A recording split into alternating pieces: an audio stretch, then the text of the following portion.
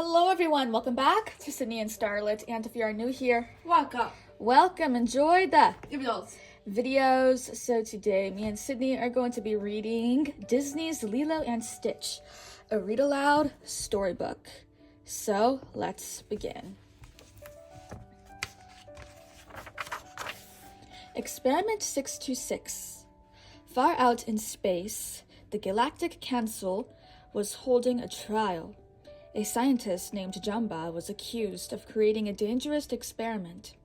Jumba admitted he had created something, a creature he called Experiment 626. He is bulletproof, fireproof, and can think faster than a supercomputer, Jumba said. His only mission, to destroy everything he touches. Ha ha ha ha!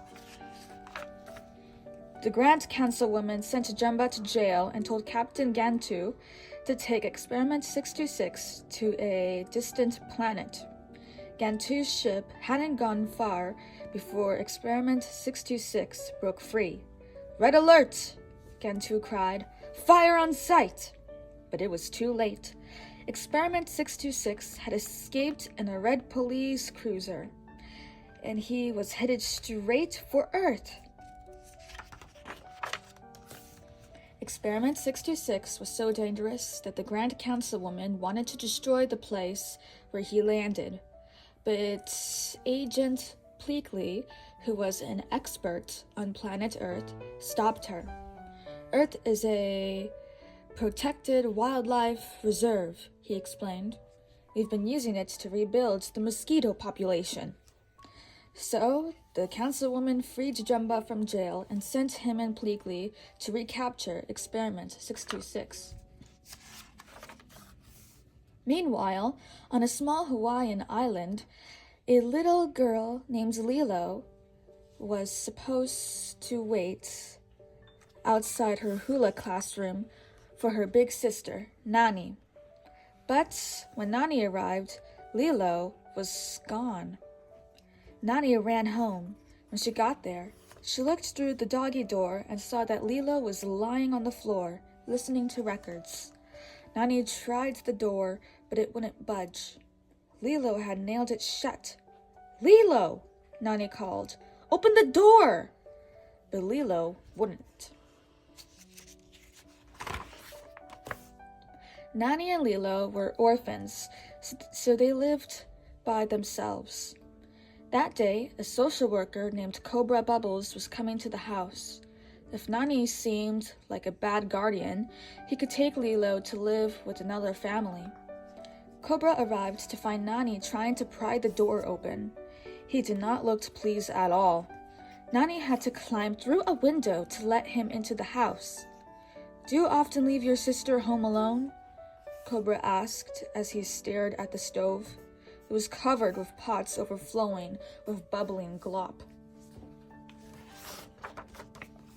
Cobra asked Lilo a lot of questions. Nani tried to signal to Lilo how she should answer, but Lilo got confused. Her answers made things seem even worse. "Call me next time you're left here alone," Cobra told Lilo. Then he turned to Nani. "In case you're wondering, this did not go well," he said sternly. "You have 3 days to change my mind." Nani was worried and upset. "Do you want to be taken away?" she asked Lilo angrily after Cobra left. Later, Nani went to Lilo's room to apologize for getting angry. "We're a broken family, aren't we?" Lilo asked sadly. "Maybe a little." Nani gave her sister a hug and then tickled her. Lilo laughed. The lights flickered, and Lilo looked out the window. "A falling star!" she cried. She shooed Nani out of her room so she could make a secret wish. "I need someone to be my friend," Lilo whispered as she knelt by her bed. Nani was listening in the hall. She felt sad that Lilo was lonely. Not far away, Experiment 626 was crawling out of a smoldering crater. What Lilo saw hadn't been a falling star at all. It was the red police cruiser crashing to Earth. Lilo's new friend. Some trekkers found Experiment 626. Thinking he was a dog, they took him to an animal shelter. The next day, Lilo and Nani went to that same shelter. Nani thought a dog might keep Lilo from feeling lonely. Meanwhile, Experiment 626 was trying to escape. He crawled along the ceiling toward the shelter door. When he got outside, he saw Jumba and Pleakley waiting for him. He quickly crawled back inside. Lilo walked into the kennel. All the cages looked empty. The animals were hiding from Experiment 626. When he saw Lilo coming, the alien pulled in his extra legs, his antennae, and his back spikes. He figured that if he looked like a dog, the little girl might help him escape. "Hi," Lilo said happily. He was the most interesting dog she'd ever seen. Nani and the animal shelter woman were shocked when Lilo came out with her new friend. "Does it have to be this dog?" Nani asked Lilo. "Yes," Lilo said. "He's good, I can tell. His name is..." She thought for a moment. "Stitch." Nani sighed and gave Lilo $2 so she could buy Stitch. Outside, Jumba and Pleakley were still waiting. They weren't allowed to hurt humans, so they could only watch in frustration as Stitch left with Lilo. While Nani went to work, Lilo and Stitch took off on a wild ride around the island. But everywhere they went, Stitch seemed to get into trouble. Later, Lilo and Stitch sat in the Luau restaurant, where Nani was a waitress and her friend David was a fire dancer. Lilo drew a picture of Stitch. "This is you," she told him. "This is your badness level. It's unusually high for someone your size. We need to fix that." Jumba and Pleakley were at the restaurant too. They were dressed as tourists. They tried to capture Stitch, but he was too quick for them. When Stitch tried to swallow Pleakley's head, the restaurant manager came running over. "Nani, is that your dog?" he demanded. Then he fired her. Nani wanted to take Stitch back to the animal shelter. Lilo couldn't believe her ears. "We adopted him! What about Ohana?" "Dad said Ohana means family. Family means nobody gets left behind," Nani finished with a sigh. She agreed that Stitch could stay, for now. That night, Lilo showed Stitch the bed she had made for him. He liked hers better, though, so he crawled up onto it and grabbed her pillow. Beneath it was a photograph of Nani, Lilo, and their parents. "Be careful of that," Lilo cried. She grabbed the photo. Stitch saw that Lilo was upset. After Lilo fell asleep, Stitch looked at her books. He found the one called The Ugly Duckling and woke Lilo up to show it to her. "He's sad because he's all alone," Lilo explained sleepily, pointing to the picture of the little duck. The next day, Cobra Bubbles came back. "Heard you lost your job," he told Nani. Just then, Stitch appeared and threw a book at him. Nani promised she would find a new job, and Lilo said she would teach Stitch to behave. Nani went out looking for a job, but she didn't have much luck. Lilo didn't have much luck training Stitch either. Later, Nani and Lilo met David at the beach. "We've been having a bad day," Lilo told him. "Hey, I might not be a doctor," David said, "but I know that there's no better cure for a sour face than a couple of boards and some choice waves." Nani agreed. They would all go surfing. Everyone had a great time, even Stitch. who hated water. But then Jumba appeared. He tried to capture Stitch by pulling him underwater. He almost pulled Lilo under too, but Nani saved her. Stitch escaped from Jumba, but he couldn't swim. He began to sink to the bottom of the ocean. David rescued Stitch. Everyone was okay, but Cobra Bubbles had seen Lilo get pulled underwater.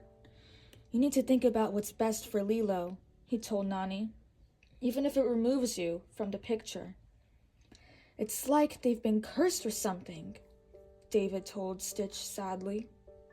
Stitch realized he was pulling the little family apart. That night, Nani thought about what Cobra had said.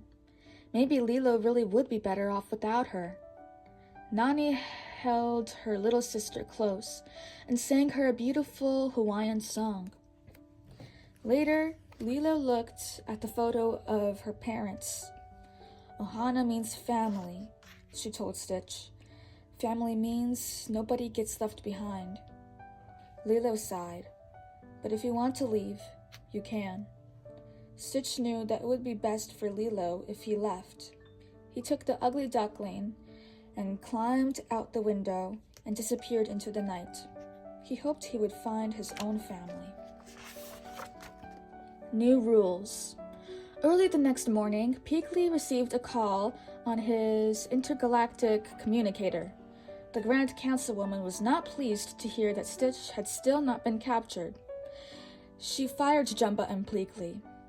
"Now we can do it my way," Jumba told Peakley happily. The next morning, Lilo told Nani that Stitch was gone. Just then, David arrived. "Nani," he cried, "I think I found you a job, but we have to hurry." Nani was excited. "Stay here for a few minutes," she told Lilo. "Lock the door and don't answer it for anyone, okay?" Meanwhile, Jumba had found Stitch and was chasing him through the forest. Stitch headed for Lilo's house, with Jumba right behind him. Stitch ran into Lilo's house. "Ha!" Jumba cried, crashing into the house. "Hiding behind your little friend won't help." Lilo grabbed the phone and made a call. "Hello, Cobra Bubbles?" she said with a gasp. "Aliens are attacking my house. They want my dog." Pleakley tried to stop Jumba and Stitch from fighting, but they wouldn't listen to him. Pleakley grabbed Lilo and ran out of the house, just as Jumba and Stitch blew it to bits. Kaboom! Nani arrived just in time to see Cobra Bubbles putting Lilo in his car. While Nani argued with Cobra, Lilo ran away into the woods. When they saw she was gone, Cobra told Nani and ran to find her. Cobra and Nani ran to find her. Meanwhile, Stitch found Lilo. He pulled out his antenna and extra legs to show Lilo that he was an alien. "You ruined everything," Lilo cried. "Get out of here, Stitch." Suddenly, Captain Gantu appeared. The Grand Councilwoman had sent him to Earth to capture Stitch. He tossed a net over Stitch and Lilo. Nani, who had just arrived, tried to stop him.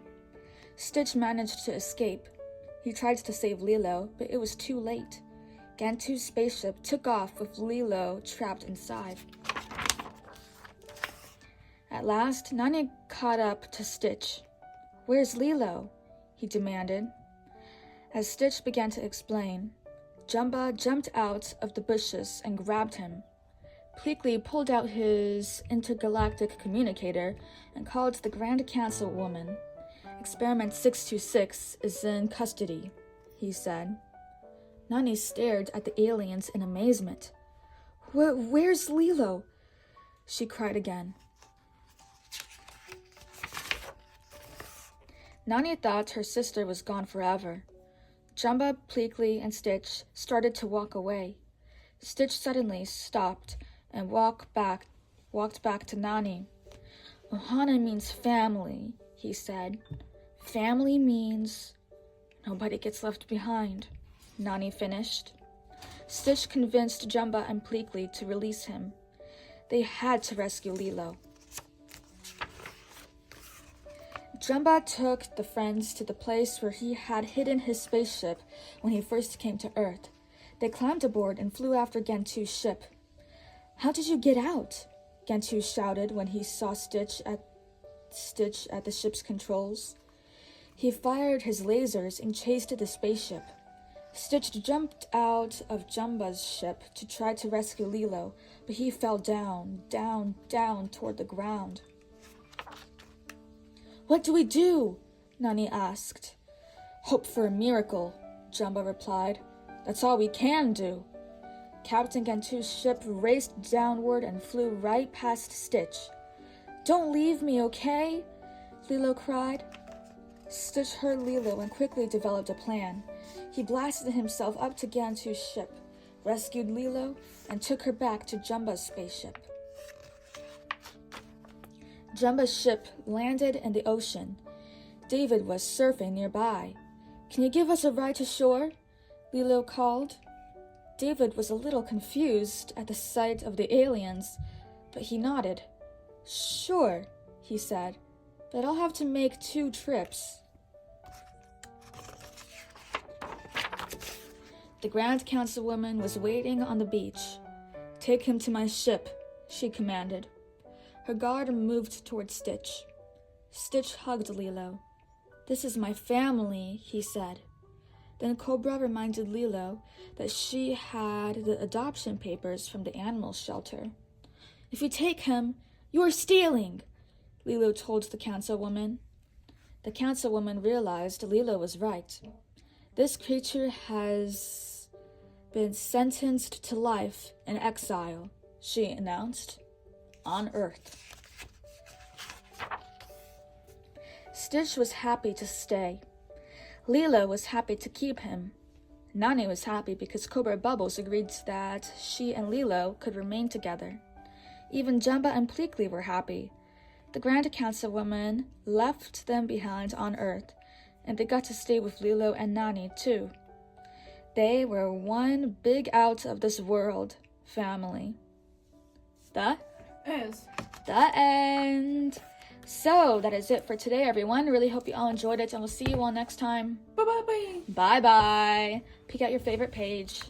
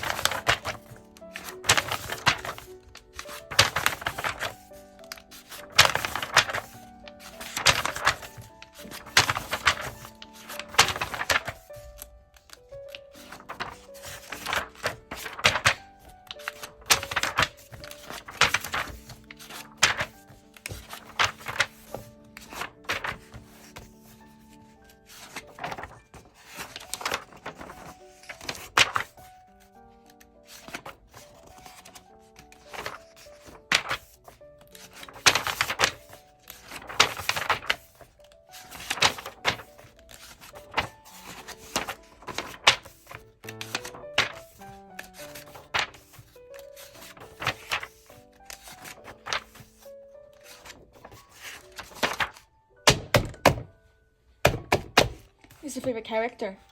Good. Stitch. Bye-bye.